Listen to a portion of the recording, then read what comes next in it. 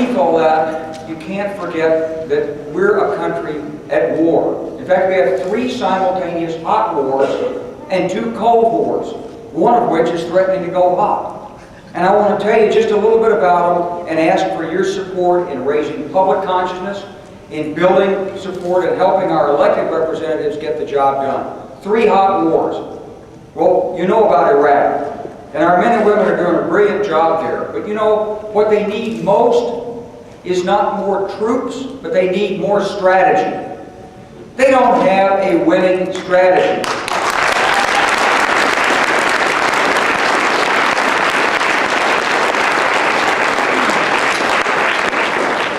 Every general who's ever been over there has come back and said, you know, you can't win this thing with military force alone. And yet, the White House refuses to have a diplomatic and political strategy to bring an end to that conflict. That's our civilian leaders. They're wrong, and they're putting our men and women in uniform in danger.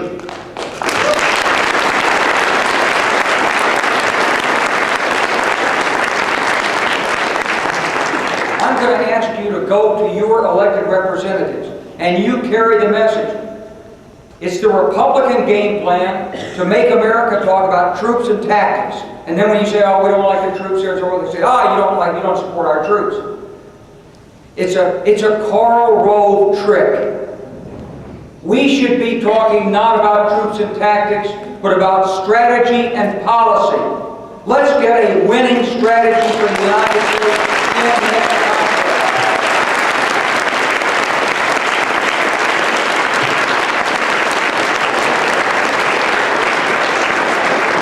That means talking to people in the region, even if we don't agree with them. Imagine that. Can you imagine if you would actually talk to people that you don't agree with, that might not say yes sir to everything you suggest, like Iran or Syria?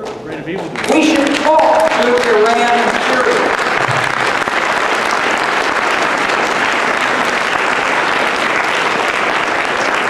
And we should help bring those quarreling, fighting factions on the ground in Iraq together. And we need a lot more political resources to do it. Not troops, but political resources. And that hasn't been provided. So please, on the first hot war, take that message back. On the second hot war, Afghanistan. We're in trouble in Afghanistan. There's a big spiral going down. And it's going down toward failure. The Hamid Karzai government in Afghanistan hadn't had enough economic assistance to do the job for its people. The Taliban are getting support from Pakistan. The Taliban are growing in strength, and the Afghan government relies on NATO and the U.S. military to attack the Taliban. When we drop bombs, we kill innocent people. That makes more Taliban. It's a spiral that's headed for disaster in Afghanistan. Can you please go to your elected representatives and tell them, focus on Afghanistan before it's too late. Please give us a winning strategy so the people of Afghanistan can enjoy the same kinds of freedoms that we enjoy in America.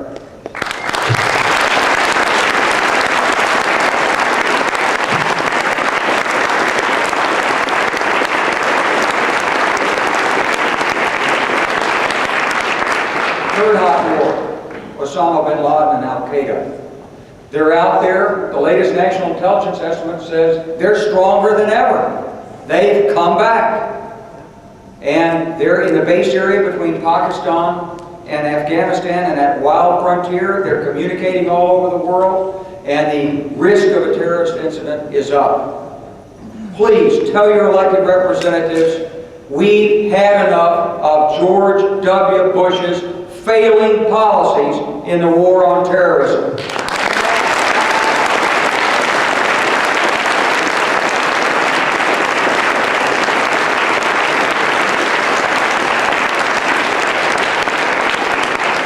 Tell them, let's implement the recommendations of the 9/11 Commission and put some resources into Homeland Security so America can be safe.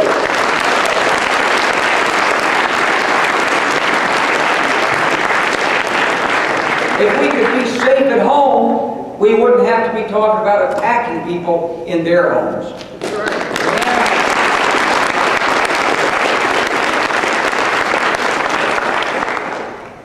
That's the 3 hot wars. Got a couple of cold wars.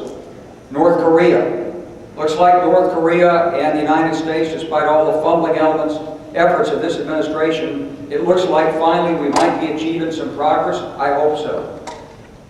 But with the case of Iran and its effort to gain nuclear weapons, we have a real risk of war. I don't know if everybody saw the report recently on comments made by the Vice President and his efforts to prepare for military action against Iran. When I go around Washington, a lot of people say that can't happen. Said, you know, the President's real unpopular. Said he wouldn't be so dumb as to attack another country.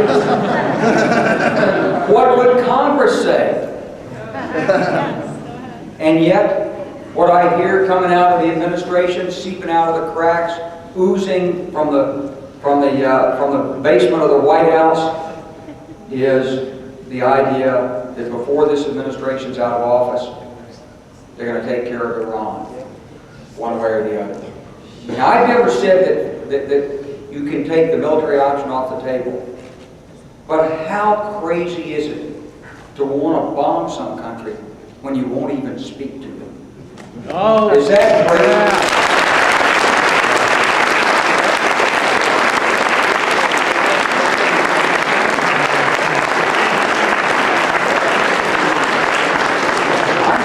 I'm going to ask you to do this. Come to my website, stopiranwar.com. John Soltz and I set this website up. We got 50,000 people who've signed it. I'd love to pick up another 1,500 right here today. You can sign it anytime on anybody else's computer. Put your name on there. Come on our website and put your name on for sensible policy in dealing with conflicts. We've got great values as Democrats.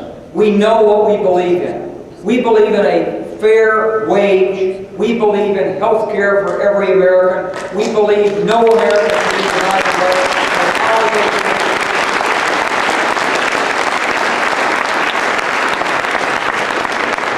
to We believe in cleaning up our environment. We take seriously the concerns of global warming that Vice President Al Gore has made clear to the whole world. We're Democrats. We stand for something.